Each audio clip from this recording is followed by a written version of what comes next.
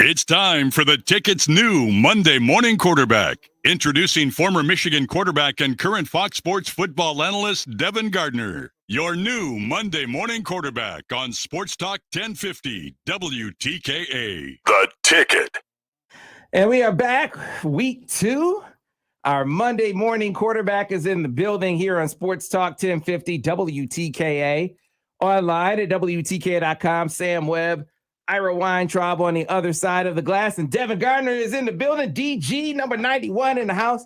91? DG, what it was, 98, my bad. DG 98. I was born in 91, though. You were born in 91? I thought I saw 91 somewhere on your tagline. DG 98 in the building. So how you doing this morning, man? Doing good. It's a Michigan win, right? You come in, Michigan win. It's always good to talk about a win. But like you always know, there's some good, there's some bad, and we'll talk about it. So before we dive into the plays, take me into your thought process being on the team. I think there were some games where you guys handed it off a lot. I think about the Minnesota game where y'all handed the ball off a lot versus Minnesota your last year, right? One of those. I think I threw for 230 though. Yeah, one of those games that it felt like y'all handed the ball off a ton, more than usual. Yeah, I mean, we got into that something because if you remember, we didn't have much of a run game, and I was always the run game, right? Mm-hmm. So in games we thought we could, work on the run game, we tried to do it as much as possible, So that was a big deal because as much as I was a pretty decent runner, I'm not Denard Robinson, so. I mean, I don't know if I'm going to hold up. All right, I'm not going to be. I'm a little taller, a lot bigger target. They're chopping me down like a tree. Let's give yourself some credit, man, because I saw you at a camp, and I want to say it was against JD. Was it against Jordan Lewis? Probably Dior Mathis. It was Dior. It was Dior. It was Dior. You're right. It was Dior Mathis. Who cannot cover me. Let's just be clear. And Dior's my friend. We're good. Dior's my friend. But let's be clear. And this is for anybody. I don't believe there was a soul that was covering me, right? I just wasn't happening, man. It is what it is. I mean, you can, and some people will probably lie, but Bromley has the film, so whoever covered me at the University of Michigan, the only time you might have got me is if I was tired, right? If I was having a bad day. But other than that, I'm catching this ball. You know what I mean? I'm catching this ball. So. You were no slouch running the football. That's what I was trying to get to. Yeah, no doubt. Right. So in one of those instances where, like you said, you could work the run game and it's working as you're working the run game, keep on going back to the Webb. Yeah, absolutely. Because my favorite thing to do is play action, right? And so without run game, play action is almost obsolete. It's hard to get a reaction from the defense, the linebackers, the cover four safeties that love playing in the box in the Big Ten. If you do not run the ball well, and we try to do that. All right, and so another big picture thing. So put in perspective for me, they won the game, but then you look ahead, and there's going to come a time where it has to be on the arm of the quarterback. Devin Gardner is going to have to win you a game throwing the football. That's very true. Cade McNamara is going to have to win a game down the line throwing the football. So. Kind of put those two thoughts together for me for the fan base, because some fans, that's their first reaction. Yeah. Oh, man, we didn't throw the football. Other fans, their reaction is, we won the game. Yeah. Marry those two for me. Well, I just want the fans to realize winning is hard, right? No matter who you play against. You saw Notre Dame almost lose to Toledo. They should have lost to Toledo, actually. And, the go-ahead touchdown was scored by a young go-getter. Just want to put that out there. DeQuan Finn, shout out to you. But Notre Dame obviously went down and scored with a couple seconds left, But it's hard winning. Winning is not easy. It is hard to win. I called a game in week 1. Colorado State loses to an FCS team in South Dakota State, right? Sometimes you got better players and you don't win. It's very tough. So you never apologize for winning. And like you said, we won the game. And we won the game convincingly, right? It wasn't even close, just to be honest. So I think that people just need to take a step back. And that's why you listen to this show, right? That's why you come to Morning Quarterback. So you can find out, well, what were the problems, right? What were the issues and what were the good things? Because there were a lot of good things in this past game and a lot of things to be excited about. But there are some things, and I'm gonna be relatively critical, but I've been critical of myself, right? I'm critical of my young quarterbacks who I love. It's kind of part of growth, right? You have to be critical so that growth can happen.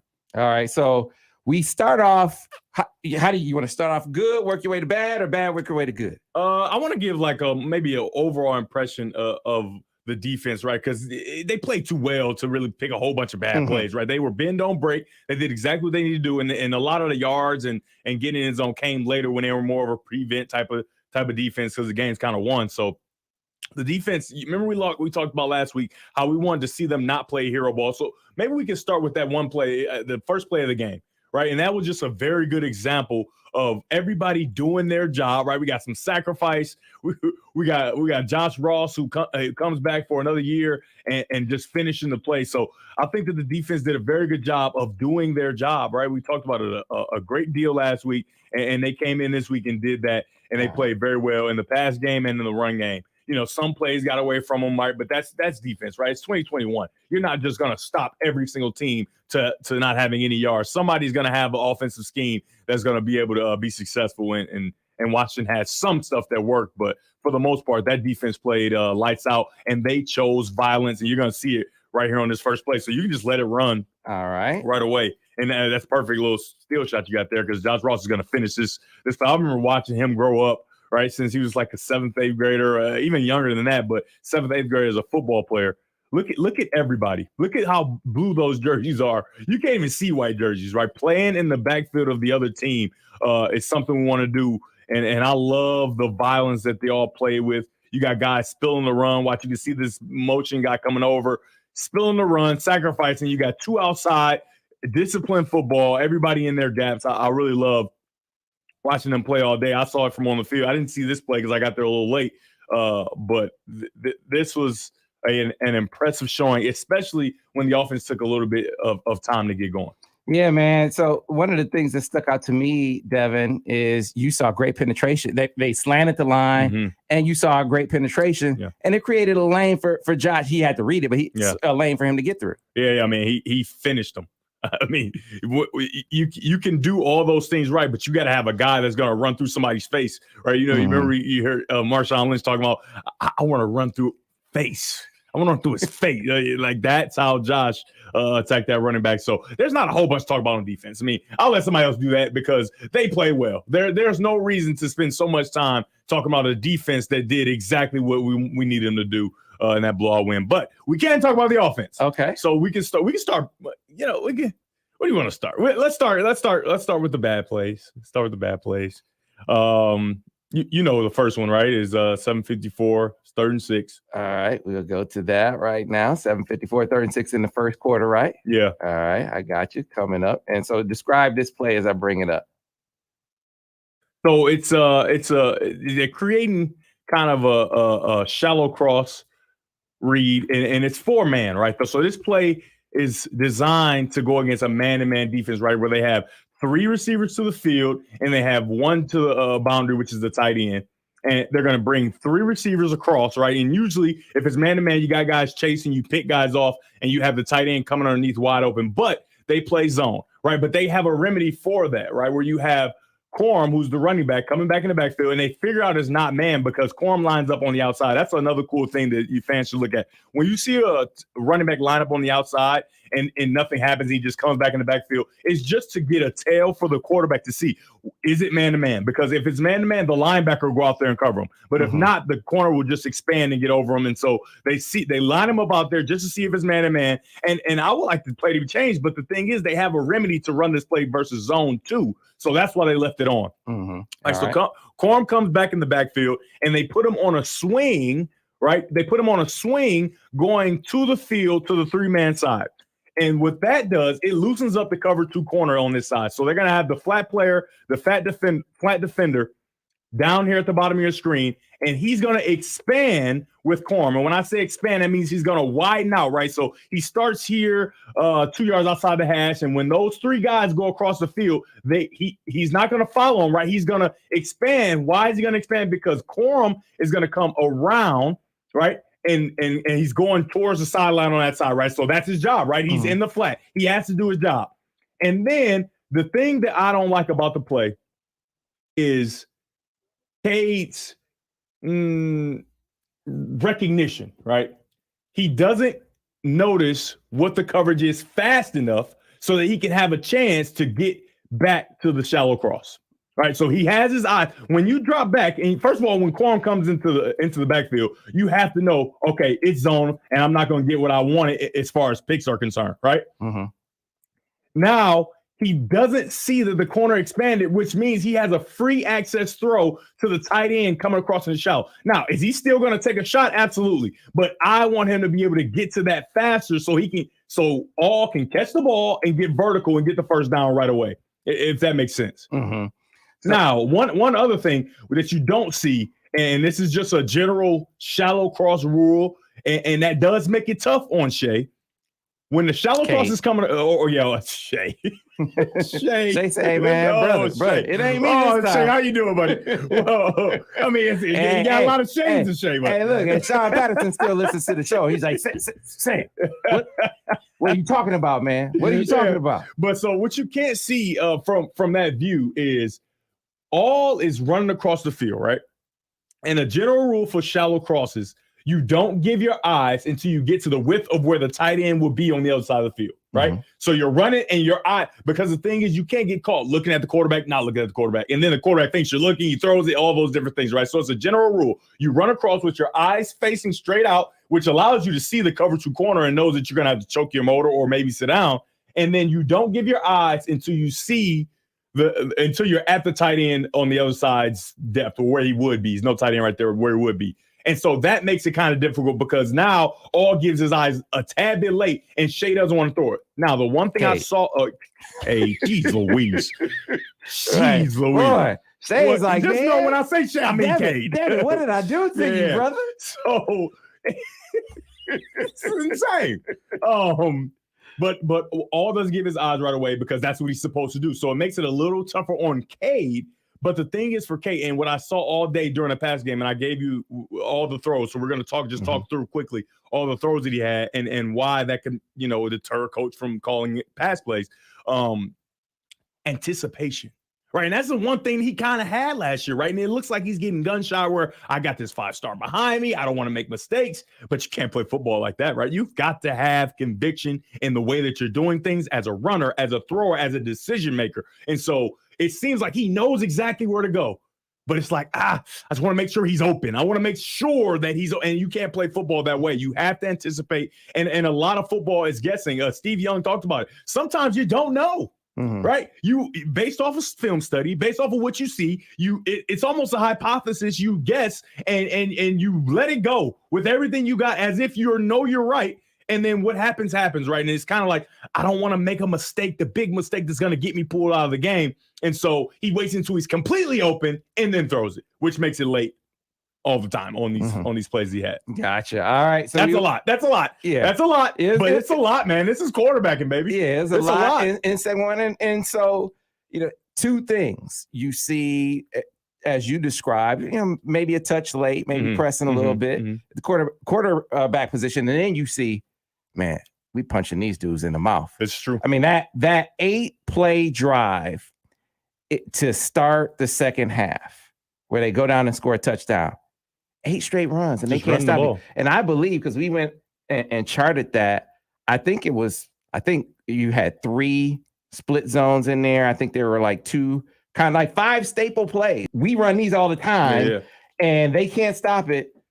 Oh yeah, let's keep it going. So you had that too. I know there's a lot of fans at home saying, man, it's the same thing as last week. We just run the same plays over and over because they look very similar, right? But I was very impressed with Coach Gaddis and his variety in the run game, right? So it was great to see. You got center tight end pool, right, leading through. You got center guard pool leading through. You got tackle and guard pool leading through. I mean, it was so much variety in the way they ran the ball, and so that's why we were so successful running the ball. I mean, I was very impressed, and so it's not your same old, hey, just off tackle, run the ball. It's the defense is getting different looks, and they don't know where to go. They don't know what's going on, right? And then you got Quorum exploding through the hole, Haskins running with power and doing all. So that it was impressive to watch. Now, obviously, I'm a quarterback. I want to see that ball thrown. But if you're going to run the ball like that, I mean, don't ever throw it then. I mean, you know what I mean? But as we know, we're going to have to throw it at some point. You're not going to just bully everybody. But the thing that I loved is that they were able to establish the run game in the way that they did. All right, so we got to get to a break, and that's a subtle thing. Maybe we'll pull out a play or two because it's harder for fans to notice variety in the run game. Yeah, it's hard. It's boring, man. I'm telling you. Yeah. All right, we'll get to a break. More with our Monday morning quarterback on the other side here on the Michigan Insider on Sports Talk 1050 WTKA, The Ticket.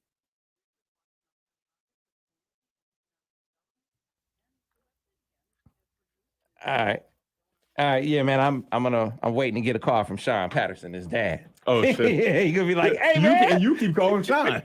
No, I call his dad. Oh, his dad's name is Sean. Oh, really? His dad's name is Sean. Oh, his kid's name is Shay. Yeah, he still listens, man. Lifelong Michigan fan. Oh, really? Lifelong Michigan fan. And he actually predicted after Shay left, he predicted that Devin would beat out that Joe would beat out Dylan McCaffrey. And then he said, "Hey, man, I think Cade is better than Dylan McCaffrey. Cade might wind up having to be the guy." And he had to let me know. He said, "I told you so." Man, so what do you think is going to happen with Joe? He's finished. I said that. I already told you. He's done. You think so? Yes, he can throw, but he can't see. He's terrible in their first game. And they gave him another shot. They gave him another shot. Guess what? And he was worse than the next game. And then he did the fake hurt thing. Like, what are we doing? Unbelievable. Man, it is that guy, the transfer from Virginia Tech got in, and he was very good. He was good. And it's not like he was world beating, but he was like, their guy's open, you're throwing it to him, and we can live with that because Joe is just. If I saw a tweet, somebody said, "Man, let's get to some of these questions on 30, he throws a 40." People got some questions for you on the live stream here. They want to know. I love Devin's charisma. They want to know. Let's see. Get to some of the questions about. Oh yeah. So how about this point?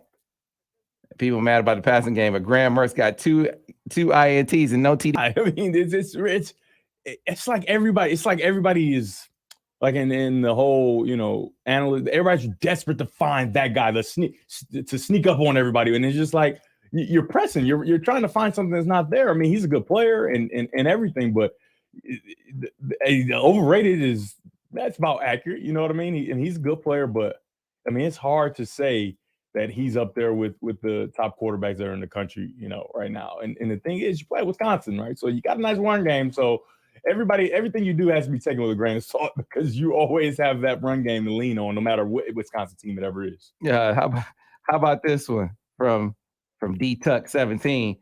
Man, I made this point earlier. I said, look, it's relevant. It's okay to have questions, concern even about will they be able to throw the football when they have to.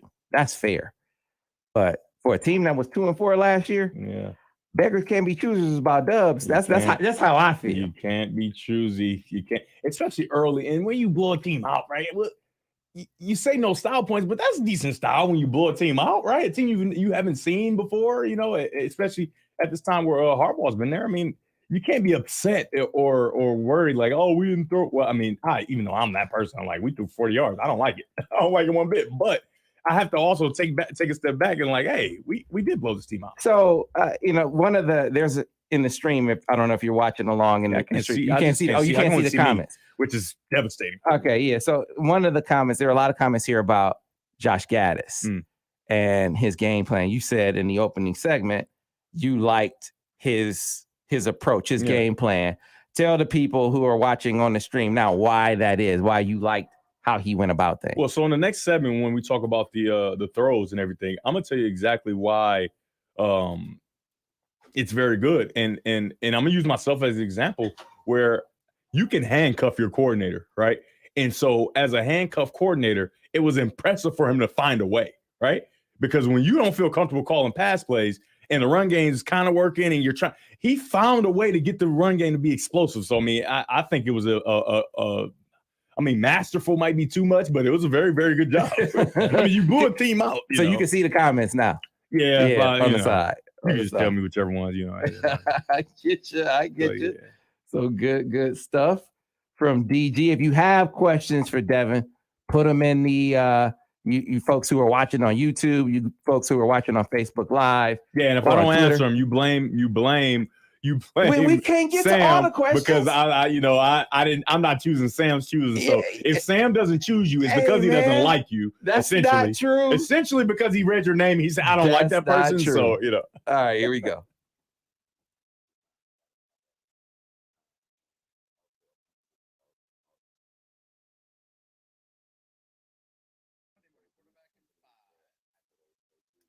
And we are back, folks, here on the Michigan Insider Sports Talk 1050 WTKA, online at WTKA.com. Back with more of our Monday morning quarterback, Devin Gardner, in the building, breaking down the film, giving you his honest, uncut, unfiltered impressions from the game. And so as we get into the second segment here, DG, because you said, look, we could spend all this time talking about what a good job the defense did, right?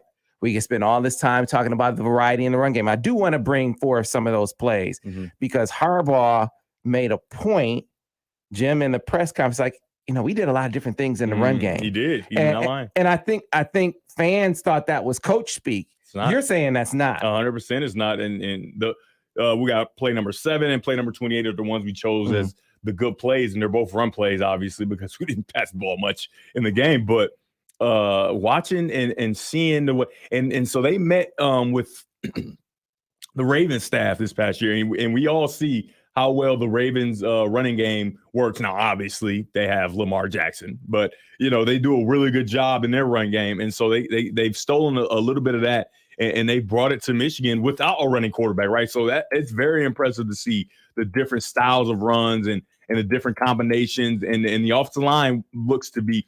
Last week, remember we talked about getting to the second level and things like that. Even from last year, they got to the second level this week, and it was very impressive. All right, so let's do those run plays real quick. Okay, I definitely want to set up what you're talking about with Josh Gaddis and leaning on this run game like he did in this contest. Yeah, so you put it up right now. So all right, let me share the screen. For my man, DG. Yeah, because, I sent you those timestamps and everything. I'm just doing my job, trying to improve week 2 like we want them to, Yeah. So I was doing my job last week. That's what I'm talking about. I was doing my job last week, but did you see Aubrey Pleasant on the sideline with the Lions yesterday with Jeff Okudah? He's insane, and I love it. He's one of my favorite coaches. He wasn't even the offensive coach back here. Like, he was one of my favorite coaches. No, he wasn't even a coach. He was like a grad assistant at that time. Yeah. One of my favorite coaches. And he is a fire-breathing dragon. He ain't playing them games. He is not playing. Why are you talking back? You haven't played well, young man. Do your job. Period. That's the end. Do your job. Do your job. Don't just say it. Because the dude, he got cooked, and then he was talking. Do your job, bro. Talking back, and what do you have to say to me, brother? I'm trying to help you not get fired and be a bust. Because we drafted you first round. Remember that? And you're not playing great. The Flint was coming all the way out of You're becoming the reason we're not being able to win, and that is not good. They're not dealing with it. And look, I shouldn't take joy in it because he's a Buckeye, right? Yeah. I mean, Jeff Okudah is a Lion now. The Buckeye thing is in the past, so I don't want to see him get cooked. But man, I was like, that's Aubrey. Do your job. And he was calm when he was saying it. I was trying to be cool, and now you keep trying to act crazy. I said, do your job. You got to see the clip. It was fun. Yeah, you got to go look up that clip. It was good. All right, so now let's get back to Michigan. Okay. All right, so this is 8:43. Is it up on your screen there, Devin? Yes, it is. It is. So it's early in the game. I don't remember it because it was so many combinations. I don't remember if it was center guard or tackle center, but it's center guard, right? So you got center guard pulling around, right? And what did we see last week? Oh, man, we got a free runner on our running back because we didn't get to the second level. This time, and it's an athletic move by the tackle, right? Who has to get around the guard who blocked his guy and get up in the hole. I mean, I was so impressed with this run. It's not like it's a 45-yard touchdown run or anything like that, but it's a hat on a hat. You got to double up to the linebacker to cut him off to make sure he doesn't get there. You got the other linebacker picked up. I mean, it was impressive to watch. And then you got Haskins, right? Haskins with his patience, right? He, a lot of times running backs want to hurry up and get through the hole because you tell them, hit the hole, hit the hole, hit the hole. But a lot of times you got to have patience, right? And you can't run up your offensive lineman's back, but he gets as close as he can to the tackle and then bursts through the hole with a great explosion. That was beautiful, to say the least. And then on the next play is going to be a touchdown. They use a different combination of pullers. But watching those two men because like we talked about, cohesion, right? Cohesion.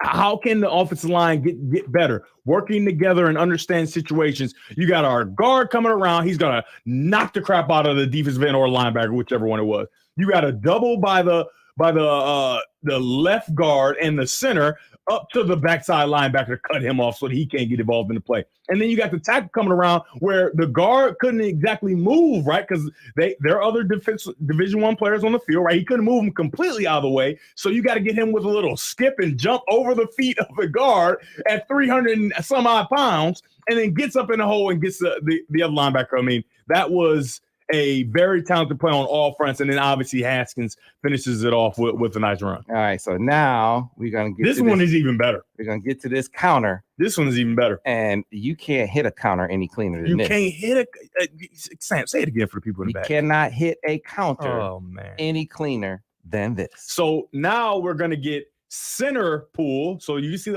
where's my put circle the center. Well, everybody knows what the center is, but you got center pulling. Plus, you got this tight end, which H-back tight end, whichever you want to call him down here, pulling as well. So just let it run. And impressive, right? There's no reason to even explain it, but this is just the variety in the run game. First of all, to be athletic enough to snap the ball and then get on the outside and kick the end out is impressive, right? And then for the tight end to get up in the hole, because tight ends aren't always the best blockers, right? He gets up in the hole, gets his guy out the way, and when you see it from the back view, oh, man. It's beautiful because it's a clear hole, but it's not done. Quorum has to beat the safety to the end zone, and he does it in impressive fashion. And I love to see a guy running down the field that plays for Michigan football, and guys look like they're not running, right? They're getting further and further away, right? That's team speed. That's that SEC that you love to see. Like, oh, my gosh, are we fast, right? Yeah, he got that Michigan offer after he ran like a 4.4 at one of the opening regional camps. And rightfully so. And Ohio State was on him hard, too. So this was one of the guys that you beat Ohio State for. Like I said, man, you better be recruiting who they recruit, too. Yeah. And this is an example of that, which Michigan has done offensively. They have done consistently been able to get guys. And that was good. I mean, I'm a passing guy. I want to throw it 50 times, but that is beautiful to watch. If you can do it like this, look at oh my goodness. And you pointed out Andrew Vistardis again, and I feel the need to shout him out there center because he was the guy who sprung he sprung AJ Henning for the touchdown last week on that jet. So they use him to pull a lot. And when I say pull, some people at home may not understand where he comes around, right? So they block down with the guy standing next to him, and he comes around him and gets up in a hole, or he might be a guy that kicks out the defensive end. That is not easy. You got Cesar Ruiz who can do it. You got David Moak, right? But those are two. One's a pro right now who just played outstanding, right? Had to get moved to center late in the game for the Saints, and Cesar Ruiz.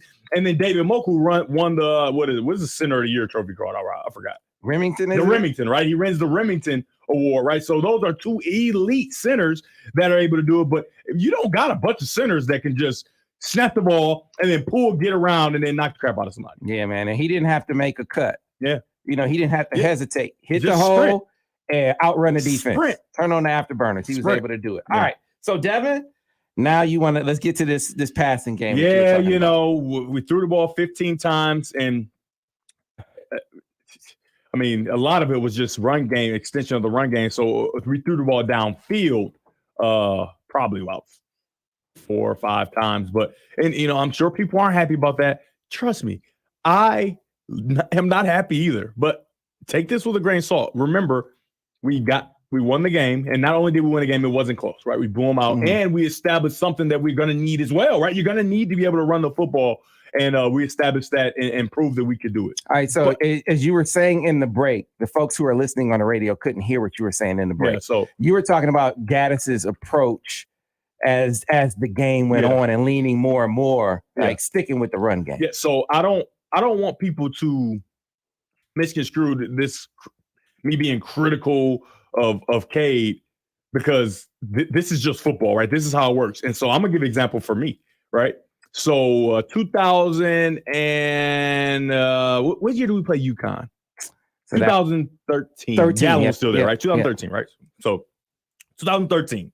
And we're in the game and we're playing okay, or but I throw a couple passes, I miss, right? And so your quarterback, you always have plays where, hey, go to this play and I'm gonna complete it and I'm gonna get back on track, right? Go to this play. I know. And it was, I remember like you just said, it's H2 X glance, right? It's X glance, and Jeremy Gallon, there was video on the internet of me doing it with my eyes closed. Like, we worked on it so much because that's our bread and butter, right? X glance and then X out, X square out, and then curl, right? A different couple combinations, but that X glance, I'm gonna hit it every time.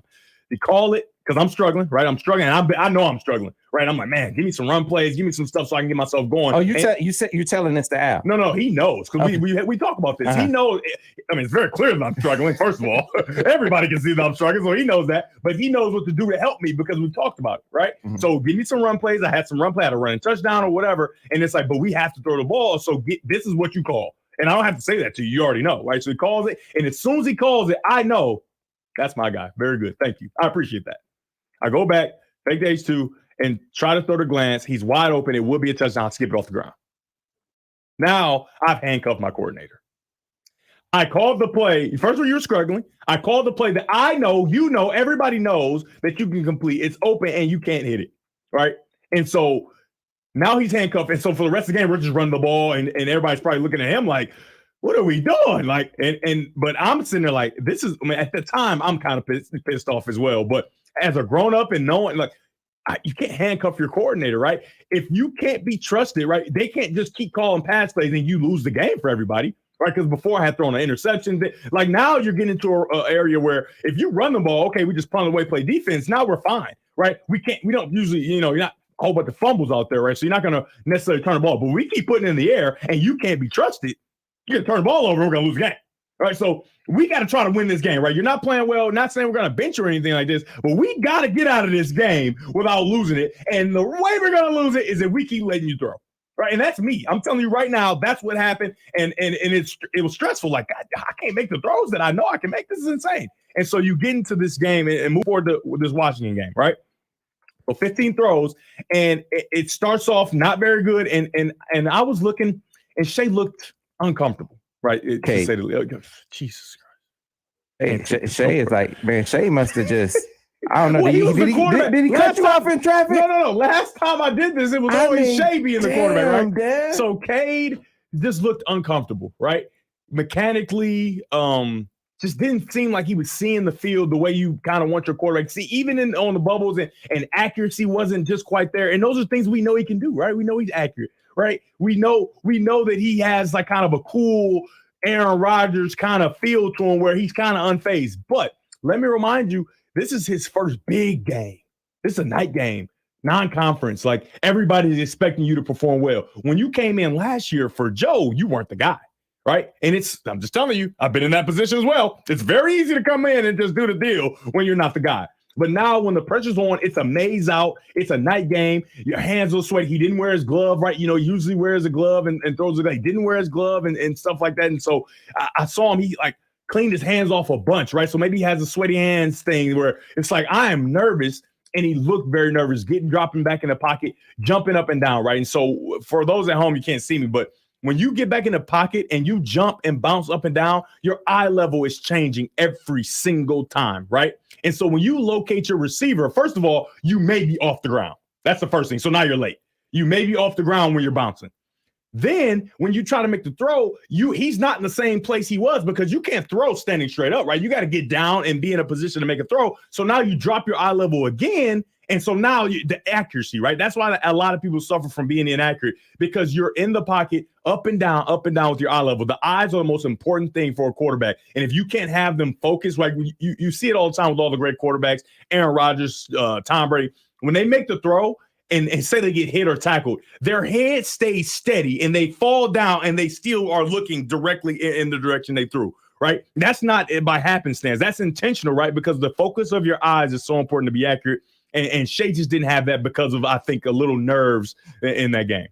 And Kay did not have that because some nerves in that game. Shea did something. Shea didn't play yesterday. I don't know what Shea did to you. Shea didn't play on Saturday. He did something. Shea, I'm sorry. Shea is living his life, and I keep saying. I don't know what did he. Did he the break thing a is, record? even if I'm talking about Shea, like Kay didn't play bad. I understand. Right? He was just a little nervous. He didn't play bad, so Shea shouldn't be offended, right? Said, bro, did I hit your dog? I mean, I don't bro, what did I do to insult Devin Gardner? I got a nice one. So let's just go through the throws. All right, so listen. This is probably a good idea to take a break here. Yeah. And then we'll come back on the other side. We'll go through these throws because you just gave an example. And I'll ask Al about that too. Yeah. Devin said he handcuffed you against the UConn game. I wonder what he probably say, yeah, Devin was right. Yeah, but I'm fine with it, right? I'm a realist, right? I'm just as hard on myself as I am on other people or the young quarterbacks who I love, or little Musa who's 6 years old. So I will be disingenuous if I don't tell the truth about myself and about Cade and about whoever, I'm kind of trying to, But it puts in perspective though why a game is called the way it's called. Which is important. So we'll get to a break. We'll come back on the other side with more of our Monday morning quarterback, Devin Gardner, here on the Michigan Insider on Sports Talk 1050 WTKA, The Ticket.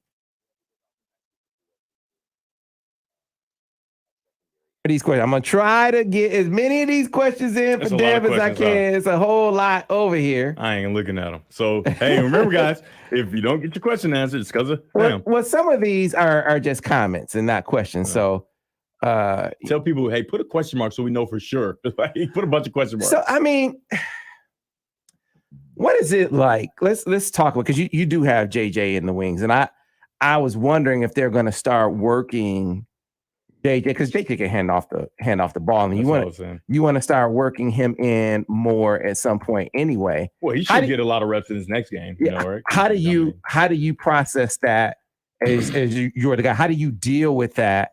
If you're the guy, Devin Gardner, you're the guy, Cade McNamara. So for me, I'm a responsibility guy in everything that I do, right? You got to take responsibility for your actions or the position you're in. You're not in that position because you did do everything, right? You know what I mean? And so if I'm Cade, I have to accept it, right? First of all, I've seen him in practice, right? And I saw him in the game one time, right? Doing amazing things. And my teammates have seen him, right? And they still voted me captain, right? So I'm the guy for now. Mm-hmm. And if they give him a chance, first of all, it's for the future of Michigan football, so it's the best, right? It's for the best. Secondly, you haven't done anything to warrant him not getting a shot, right? So you have to take that and just continue to perform with the opportunities that you have, right? And that's being a team player, right? That's why football is a great team sport, right? You're asking this man who has aspirations of playing at the next level and doing all these, being one of the greatest Michigan quarterbacks, breaking all Devin Gardner's records, who has quite a bit, by the way. You like that? You like I just slid that in there? Oh, no, I'm not just going to let this fly on out of here after I've been told everybody how I was a coward against UConn. Don't forget the top 2 performances in the history of Michigan football. But I digress. But you got to take that and be a team player, but continue to perform well. And guess what? You continue to perform well, you'll run him off and he won't get a shot. Or you'll be Jalen Hurts. Think about Jalen Hurts. He did nothing wrong, and he got benched. So what makes you think that you're untouchable, right? So you got to have a good attitude, kind of like Jalen Hurts did. And I think he's the perfect example, right, where they just thought another guy was better. And he played well. He only lost 2 games in his career, played in 2 national championships. And he had to transfer because they gave his job to someone else. And then he went and was in the Heisman race. Just make it happen. And that's what, young go-getters, go get it no matter what, right? And that's no matter what.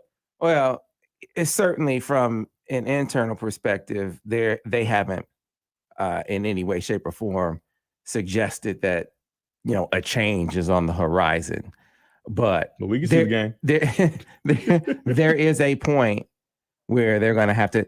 The rubber will meet the road when they get in a game where it comes down to, can you move down the football field throwing the football? Yeah. and probably won't come against Northern Illinois. Yeah. But on the road in Wisconsin, Northern Illinois give you another chance to see that young guy. Which, if I'm Cade, keep the game close, man, so you don't get.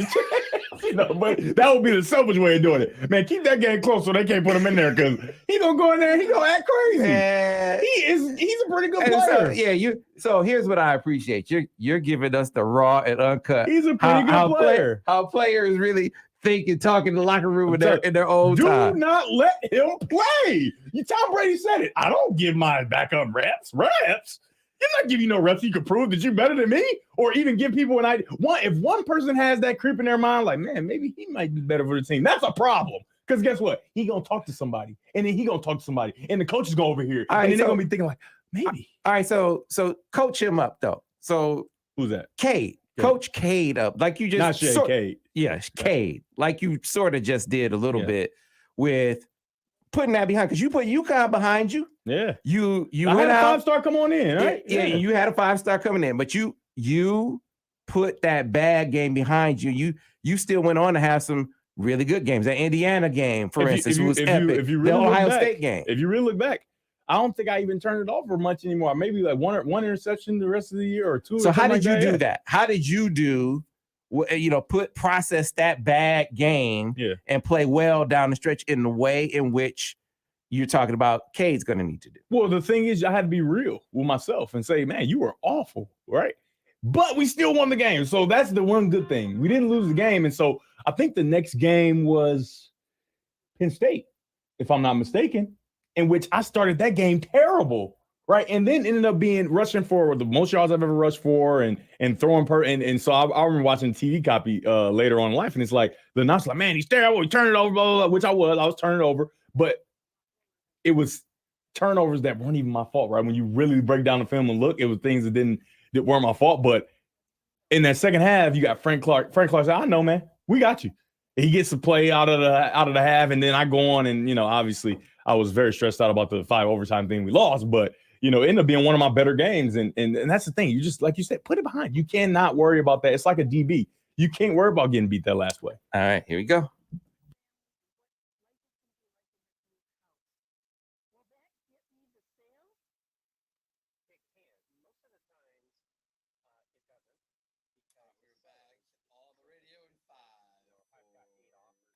All right, we are back, folks, here on the Michigan Insider Sports Talk 1050 WTKA, online at WTKA.com. Monday morning quarterback Devin Gardner in the building. So, Dev, do you have the pass plays on your iPad? Yeah. All right, so if you go to him and just go to him and give me the timestamp, and I'll find him. Okay. Because I'm versatile like that, Coach. This is the thing here, Sam. I'm gonna try to get you the ones that are bigger and matter, because no problem. I just put, like, I thought that you would go out and see the pass plays, but I didn't give you the timestamps on those. So that's a fumble by me. Handcuffing the coordinator. Yeah, I handcuffed the coordinator just now. Man. But the thing is, the coordinator got to know, all right, let me just grab the pass plays. It was only 15, Sam. How many pass plays was it? It wasn't a 50 pass play game. Go get the 15 pass plays, Sam. Yeah, hey, man. Can you help me out? Help you, Sam. My quarterback, I know he can complete. We just talked about this. Me and my quarterback, we had this discussion. Oh, he got it partially right. So I figured that, I was going to get the other part too. My bad as the coordinator. Dang, Sam. Can my coordinator help me out a bit? But the coordinator adjusts on the fly. So Josh got to say, man, we're gonna hit this run game hard. We're gonna attack the C gap with mind-numbing repetitiveness, like he did in that game and did so effectively. At the end of the day, as one of the recruits, there was a recruit there who was one of the top receivers in the country, and looking at Michigan, and they threw the ball, what did you say, 15 times? And that's a recipe for not impressing a wide receiver recruit, right? Very much so. And so his dad said, I'm a football coach. The objective is to win the game. If you are doing something that the opposition can't stop, you keep doing it. Keep doing it. So as a football coach, that's what you're supposed to do. Yeah. Is what this dad, Dante Key, the father of Dane Key, said about the about the game Saturday. So it was just an interesting aside of how are they reacting to a game where they ran the football as much as Michigan ran it in that game, not really having an opportunity to show as much of their offense because of game flow. So if you give me a time stamp or two, we can jump in there. Otherwise, if not, we can just talk through it about what you saw. You talked about on the bubbles. And yeah, you could see, I can just recall off the top of my head, there were a couple times where he either stopped the running back with the throw, threw it behind him. It was, that's you talk about it being an extension of a run game. It is a run control. So you get the ball, you throw in that bubble right now, and you're hitting him in stride. So he don't have to break stride. He can just continue to carry that momentum up the field. And you saw on 2 occasions that I can remember that didn't happen, where he stopped his running back's momentum, even turned him around one time, and that's going to blow up a bubble itself. So the first the first one we'll look at is at 442 in the first. So you can find that, but I'll just talk about the first 5 before that, right? So that would be the 6th passing play we threw. But the first one was, like you said, a swing to Corum. He threw it on the back hip. But it's a pretty good thrown ball, right? He didn't have to break stride, right? Threw it, but you want to get that on the front pad, right? The front pad of the receiver, so that he can, especially Corum, right? So he can catch that thing on a run and get out of there. And now you just threw a pass behind line scrimmage that turns into a huge play. But that was the first throw. Second throw, I'm pulling it up now. In the second throw, it's a go, right? He throws a go on the outside, and it's left way inside for the DB to get. So this isn't the play I'm talking about a couple more, but you can let that run or we'll look. But these are the ones before. So he threw a go for the second throw of the game on the outside, and it's look, he gets stressed out. He's stressed out. I mean, that's not fair. They shouldn't be doing that. Get the camera off Josh Gaddis, please. He is just fast forward, Sam. Pause that, please. Pause. I told you, handcuff. He's looking like, what am I gonna do? Okay, so the second throw, he throws a goal on the outside. I want him to recognize that in the slot he has Sammer Still, who's a very good route runner, and he comes open really, really free, and they had a safety covering him. That's and he misses the throw on the outside to the goal, which I'm fine with. You pick the goal, you think you got a matchup, but you got to drop that ball on the outside. The third throw was another swing to Corum, right? Swing bubble type. And it's catchable, but just like that first back hip throw, it's a little bit further behind. And so now, and Corum has things in front of him, right? He wants to catch it and go. So he takes his eyes off it a little bit, but get the ball in front so he can just catch it and go. And so now those are the first 3 throws. And Gaddis is looking like, whoa. And that's why you just saw that clip. Like, it's like, Jesus. We came and throw the bubbles, right? Because we know he can throw bubbles, right? Kind of like for Devin Gardner. We know you can throw this glance, right? And you're just missing, right? You're just not able to hit it. And then the 5th throw before this play we're about to watch, drops back, and he has his eyes downfield. And if you're and remember we talked about the bouncing, right? Where his eyes are changing levels. If he is down on the ground and ready to throw, he can hit a curl that's wide open, but he's not able to get to it. And so he's going to be late. And so he has to check it down to the swing, which he throws, and it's all good. But now you can't get the first down, right? You have to be prepared to make these throws. And he just wasn't on rhythm and wasn't on time all day on Saturday. And so now we get to the 6th throw, which is this one right here. All right. All right. So it's 1st and 10. So pause it just for a second. 1st and 10 and 1st and 10, this is a perfect time. And so when I'm calling games and you've run the ball the way Michigan's run the ball, I would have probably been up in the booth said, this is a great time to go play action and get the ball driven down the field, right? Because that's the one thing that you know is going to work well, because the guy's going to be running wide open because you're running the ball down their throat. The second he turns his back, puts that ball in the pocket of the running back, there will be receivers running open, and you're going to have a receiver running open here, and he just does not pull the trigger. It may be a combination of not trusting it. No, it's 100%. I don't know why I'm saying may. I'm the expert here. I'm telling you right now, he didn't trust and anticipate that it was going to come open, right? He waited for him to get open, and by that time, it's too late, right? You're not going to, Sam, I'm sitting there watching the game, and I'm a little envious because, as you remember, didn't have much time to throw the ball. to be kind about it, right?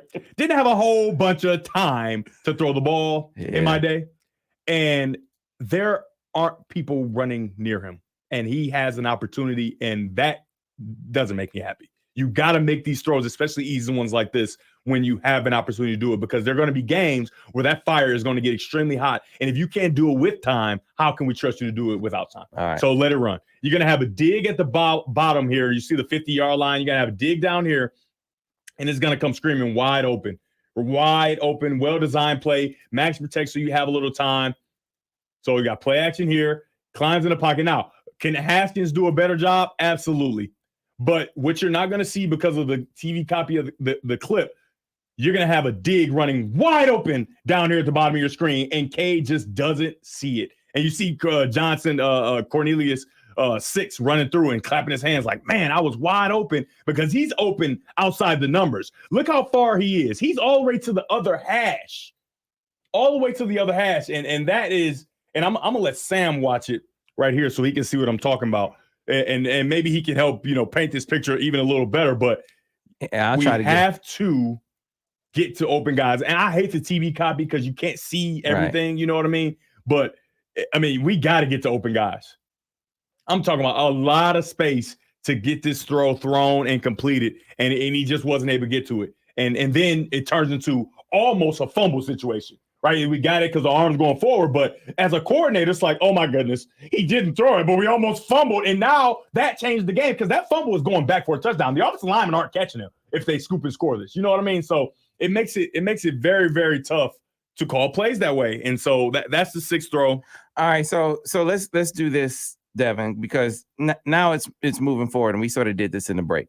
You're coming off a game, you're coming off the UConn game. Mm-hmm. Where you struggled, you handcuffed your coordinator, but you won. Yeah, but you won the game. Yeah. So that's the most important thing. That's important always. That's the positive thing. But what was practice like that following week? And the criticism that I'm sure, I don't know if you paid attention. I don't know if there was a Devin Gardner talking about how you played, right? Right.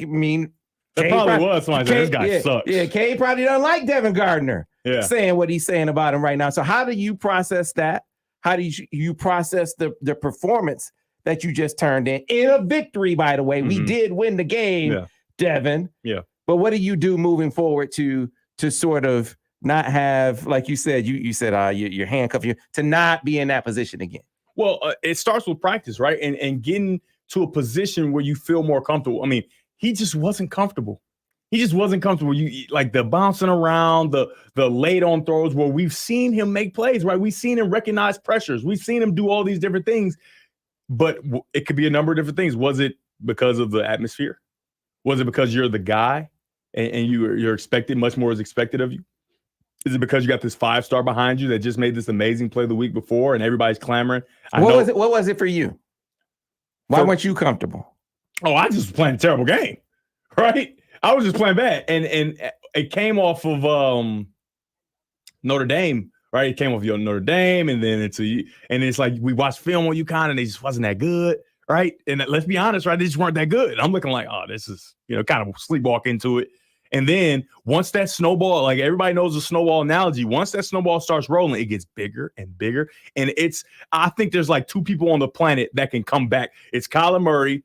No matter how bad he's playing during a game, somehow he's gonna make it happen.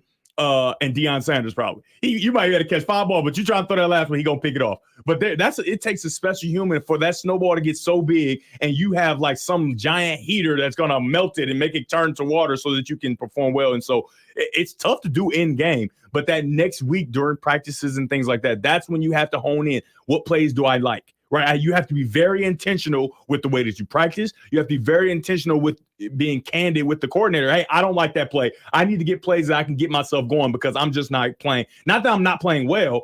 Not that I'm playing bad, but I'm just not playing well. Right, I'm not playing well enough to beat who we want to beat, which is Ohio State. Period. That's the end. Beat Ohio State. Period. I'm not playing well enough to beat Ohio State right now. How can you help me, Coach Gaddis? And it's by play calling, things like that. Gotcha. All right. Outstanding stuff as always from Devin Gardner, DG. Now, so we're going to figure this out. Outstanding is such a strong word. Yeah. Well, look, you got to be able to. That's like saying that was an outstanding win by Michigan. It was a very good win. Well, outstanding. But I feel like we adjusted on the fly. We are good together. That goes without saying. They threw some things at us and we figured it out. Yeah. I mean, it takes coordinator and quarterback being in unison, knowing one another. Think about what we got done today. I got a chance to throw myself under the bus, right? Give a little, insight on how terrible I was at one point. I got a chance to also remind you, hold on now, I was like that too. Now, hold on, pump your brakes. Don't get too excited about that. I was able to be candid about I was able to talk a ton about Shea, who did not play. Man. I was able to take that and go. Shea did something. Shea broke some record. We got to find out what record of Devin Shea broke. No, he did something. That's not true. That's not true. That's not true. But go ahead. He did something to you. That's fine, but that's not true. And then Cade, I was able to talk about Cade, and let's be very clear, did not play bad, but was not himself, right? And going into next week, he gets a chance against a lesser opponent to put the foot on the gas and really be more of himself, right? And hold that young guy off, right? This is competition, right? This isn't the participation. This isn't Eastern where people owe a senior something. This is the University of Michigan. The best player has to play. The player we think can help us beat Ohio State has to play. So you can't take offense to it. Play better, right? Be more accurate. Be more poised. Show the team and the coaching, and do not have handcuff the coordinator, and show them, hey, you can win with me at quarterback against Ohio State. And that's my challenge to Cade. And I think that he shouldn't take that as a slap in the face, because I already threw myself under the bus, right? So you think you're exempt? I love myself. You're not exempt. If I'm going to put that out there about myself, where I was a coward, and I'm the toughest guy I know, right? And I was a coward against UConn. I'm not going to be, I'm not going to say that you were outstanding and you are not. That would be ridiculous. Because I love myself, as I already expressed. Devin Gardner, people. Devin Gardner, he'll be back next week for the Monday Morning Quarterback. Appreciate you joining us on the live stream. When we come back on the other side, we will catch up with the mayor of Michigan Twitter. His name is Scott Bell. Stay tuned for that here on the Michigan Insider on Sports Talk 1050 WTKA.